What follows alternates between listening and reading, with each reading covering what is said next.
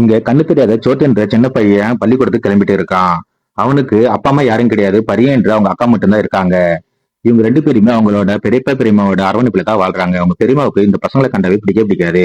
சரி வா நம்ம பள்ளிக்கூடத்துக்கு கிளம்பலாம்னு சாப்பிடலான்னு உட்காந்தா ஒரே ஒரு சப்பாத்தியை வச்சு நீங்க ரெண்டு பேரும் பிரிச்சு எடுத்துன்னு சொல்றாங்க. அதுக்கு சோட்டு இந்த பையன் இந்த சப்பாத்தி எனக்கு பத்தாது, அங்க நிறைய சப்பாத்தி இருக்குல்ல, அது எனக்கு எடுத்து கொடுங்கன்னு கேட்கறான். இவனுக்கா கண்ணு தெரியாது. இவன் கண்ணு தெரிஞ்சா ஊரை வித்துருவானோ அவங்க பெரியம்மா திட்டுறாங்க.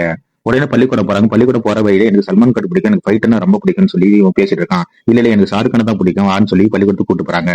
பள்ளிக்கூடம் போன உடனே அவங்க வாத்தியார் மார்க் லிஸ்ட் தராங்க. அதுக்கு பரியன் நீ நல்லா படிக்கிற பொண்ணு தானே, ஏன் இப்படி கம்மி மார்க் எடுக்குன்னு சொல்லி அவங்களோட வாத்தியார் திட்டுறாங்க.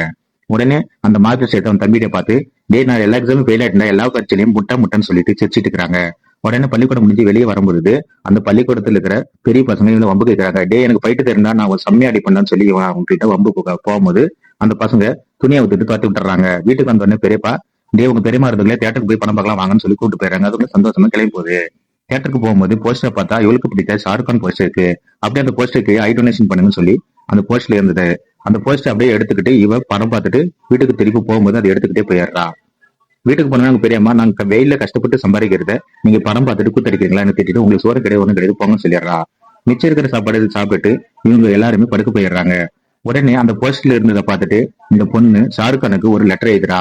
என்னோட பேரு பரியன், என் தம்பி சோட்டு, அவனுக்கு சின்ன வயசுல இருந்து கண்ணு தெரியாது, அவனுக்கு இப்போ 9 வயசு ஆகுது, 11 வயசு ஆகிறதுக்குள்ளே உனக்கு கண்ணு வந்துரும்னு சொல்லிட்டு எப்படியாவது நான் ப்ராமிஸ் பண்ணியிருக்கேன். ஸோ ப்ளீஸ் நீங்க தான் எப்படியாவது எனக்கு ஹெல்ப் பண்ணணும்னு சொல்லிட்டு லெட்டர் எழுதி ஸ்கூலுக்கு போற வழியில அங்க ஒரு போஸ்ட் ஆஃபீஸ்ல தாத்தா கிட்ட கொடுத்துட்றா.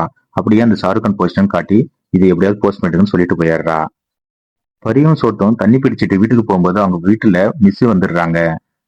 அவங்க மிஸ் அவங்க பெரியம்மா கிட்ட பொண்ணு நல்லா படிக்கிற பொண்ணு தான், அவங்க தம்பிக்காகவே ஃபெயில் ஆயிட்டே இருக்கா, நீங்க கொஞ்சம் சொல்லக்கூடாதுன்றா. அதுக்கு அவங்க பெரியம்மா அவதான் சரியா படிக்க மாட்டேங்கிறல, எப்படியும் இன்னும் கொஞ்ச நாள் போனா அவளை கல்யாணம் பண்ணி கொடுத்துருவோம், நாளையில இருந்து என்னோட கொல்லியில வந்து விவசாயம் பார்க்க சொல்லு அப்படின்னு சொல்லி கோவமா பேசுறாங்க.